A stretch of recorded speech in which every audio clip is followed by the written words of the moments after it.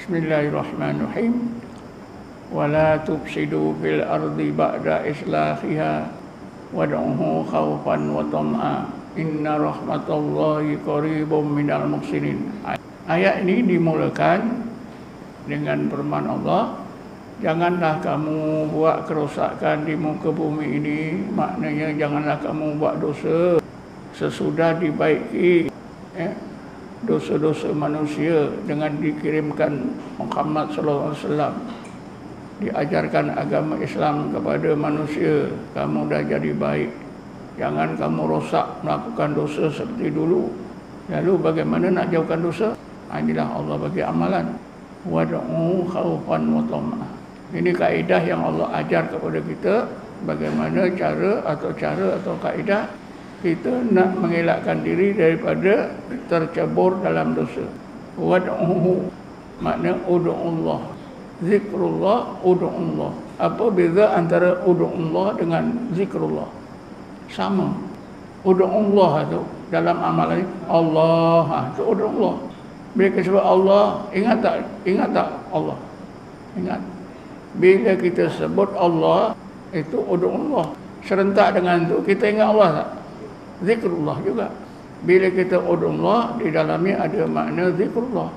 Bila kita zikrullah, ada juga maknanya ud'ullah. Maksudnya tuan-tuan, bila kita Allah itu ud'ullah, serentak dengan itu arti kita juga ingat Allah. Sebut namanya itu ingatlah. Zikrullah, ingat Allah. Ingat. Bila ingat Allah, tentulah kita sebut juga namanya. Tak di lidah, dalam hati. Kan dalam Quran disebut, ya ayyuhallazina amanu dzkurullaha, wahai orang-orang yang beriman, ingatlah kamu akan Allah. Ya ayyuhallazina amanu, wahai orang-orang beriman, ya ayyuhallazina amanu dzkurullaha, hendaklah kamu zikrullah, ingat Allah. Ya. Bila kita ingat Allah, ada juga sebut namanya. Sama ada kita sebut cara dalam hati ataupun di lidah. Jadi cara atau kaedah mengelakkan dosa ialah dengan cara mengingati Allah. Wad'uhu khaufan wa tam'a. Tapi bukan ingat Allah saja.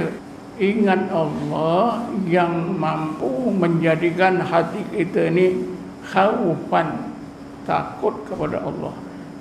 Wa tam'a, tawakal sepenuhnya kepada Allah. Tam'a ni tamak, tapi maknanya maksudnya ialah tawakal.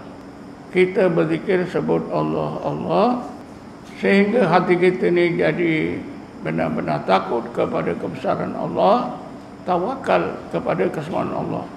Kalau ni terbentuk tuan-tuan, maka kita akan berjaya menjauhkan diri daripada dosa.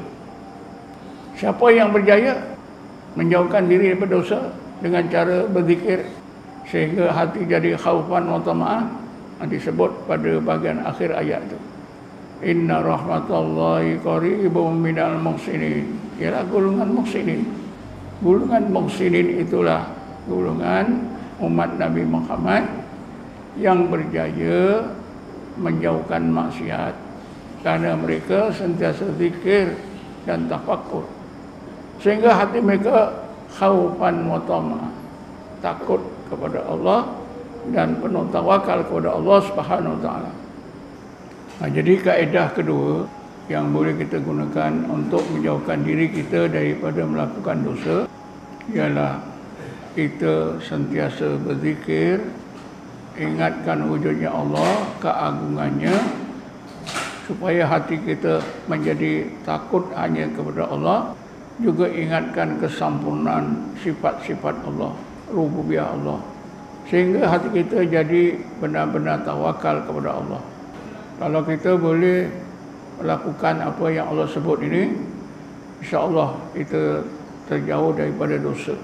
Dan Allah tunjukkan umat Nabi Muhammad ini yang sentiasa berzikir, ingat wujudnya, keagungan dan kesempurnaannya, sehingga mereka terjauh daripada dosa, ialah golongan muhsinin.